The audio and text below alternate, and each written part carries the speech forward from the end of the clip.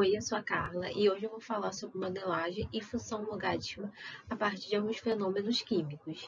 Bem, antes de falar da modelagem em si, vamos definir o que é modelagem.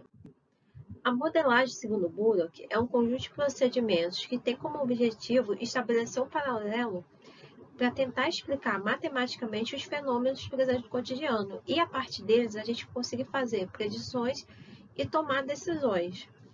Bom, a partir da fala de Bullock, a gente pode estabelecer e destacar alguns pontos importantes do que foi falado, tais como conjunto de procedimentos, estabelecer um paralelo, fenômenos presentes no cotidiano, fazer predições e tomar decisões. Bom, para a gente poder desenvolver a modelagem, o Bullock propõe dois princípios. O primeiro deles, partindo do interesse de um grupo de pessoas envolvidas. Em seguida, a gente tem que obter as informações e os dados do ambiente onde se localiza o interesse do grupo. E, a partir disso, a gente consegue estabelecer esses princípios para consolidar ações que partam do interesse do estudante envolvido na atividade de modelagem. Bom, além disso, o Bullock ele propõe 5 etapas para a gente poder adotar a modelagem.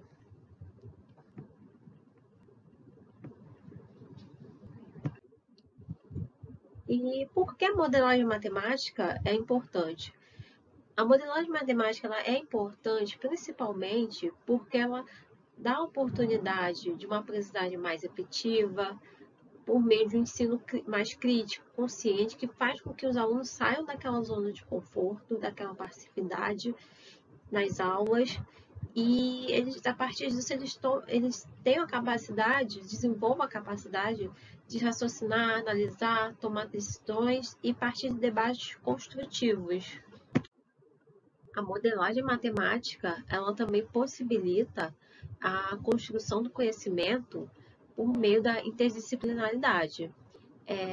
Ou seja, concebe uma visão da matemática como um instrumento importante, mas sem a gente desconsiderar as outras áreas no processo de ensino-aprendizagem da matemática. Por exemplo, na prática que eu propus hoje de modelagem, a gente consegue uma interdisciplinaridade entre a matemática e a química.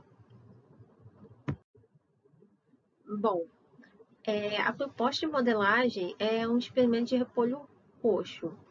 Antes de falar do experimento em si, a gente precisa definir o que é o pH. O pH é o potencial hidrogênio iônico e consiste em uma escala numérica que serve para medir o grau de acidez, neutralidade ou basicidade de uma solução, que é determinada a partir da concentração de hidrogênios, H+. Vale lembrar que o pH ele varia de acordo com a temperatura e a composição de cada substância. De forma semelhante, a gente consegue definir o pOH, que é o potencial de hidróxido de uma solução, que consiste na quantidade de hidróxido de uma substância. Aqui a gente tem a escala pH.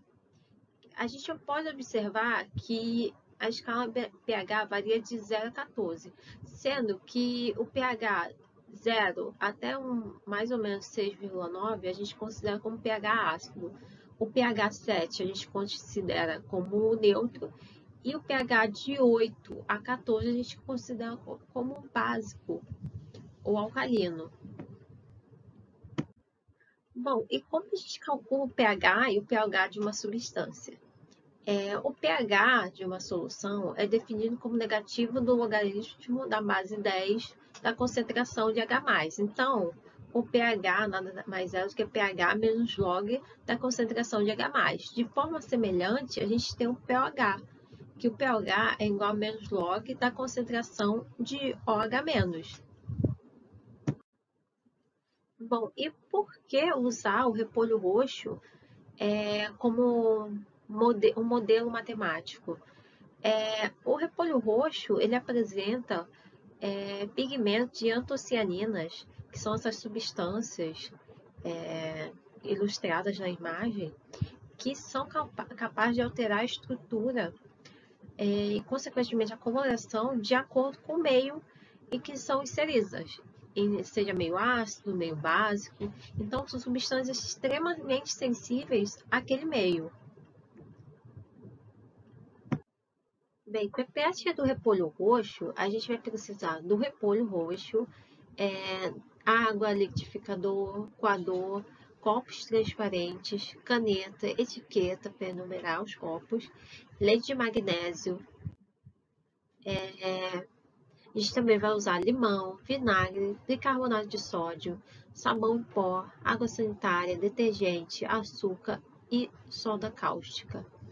Bom, e a gente fazer o experimento do repolho roxo, a gente pode bater folhas do repolho roxo no liquidificador e a partir disso a gente vai coar aquela água que vai ser utilizada para medir o pH ou o pH de cada substância.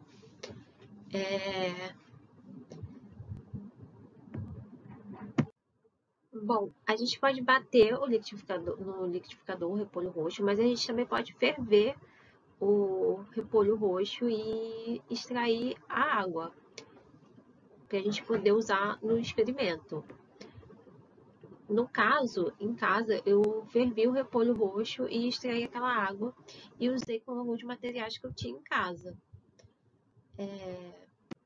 Bom, aqui a gente consegue observar a coloração de algumas substâncias que eu testei em casa e associar com a escala pH.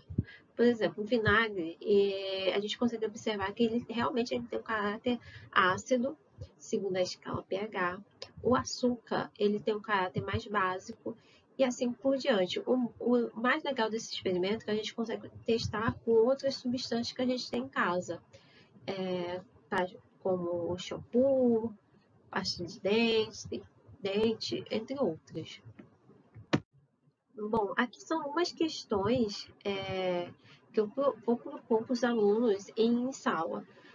Primeiro, aqui é uma tabela que eles vão poder preencher com as substâncias e a partir do que eles vão observar no experimento, eles vão poder dizer a cor e se a substância é ácida ou básica.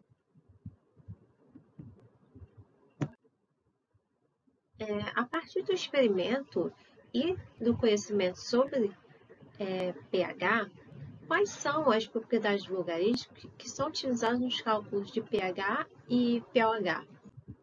Bom, a gente pode propor que o limão utilizado no experimento, ele tem a concentração de H+, igual a 1 vezes 10 a menos 2 mol por litro.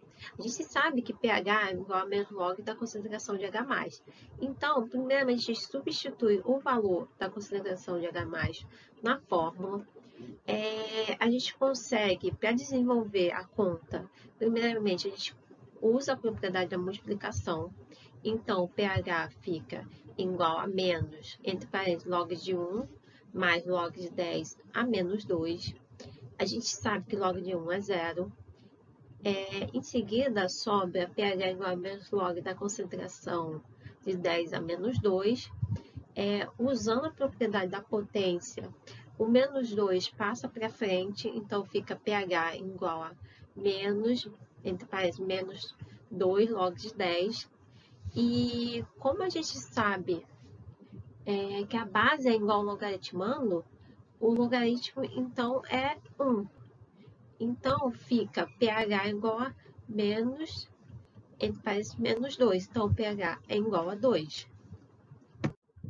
Bom, e o que caracteriza o experimento do repolho roxo como uma modelagem? Se a gente partir do conhecimento de escala pH e utilizar o experimento do repolho roxo como modelo, é possível introduzir propriedades de logaritmos e assim trazer para o cotidiano do aluno uma aplicabilidade sobre funções logarítmicas. Além disso, a gente possibilita uma interdisciplinaridade entre química e matemática. A conclusão é que os modelos eles possibilitam uma melhor interpretação e aplicação de conceitos matemáticos. No caso do experimento do repolho roxo, que foi usado como modelo, e pelo repolho roxo ser um indicador ácido básico natural, foi possível introduzir algumas propriedades essenciais do logaritmo. A gente pode concluir também que a apresentação de modelos é importante para o desenvolvimento de conceitos matemáticos e aproximar a matemática de fenômenos do cotidiano, que faz com que, assim, rompa-se o estigma dentro do qual a matemática seja decorrente de ideias abstratas e de difícil entendimento, e de verdades inequivocadas.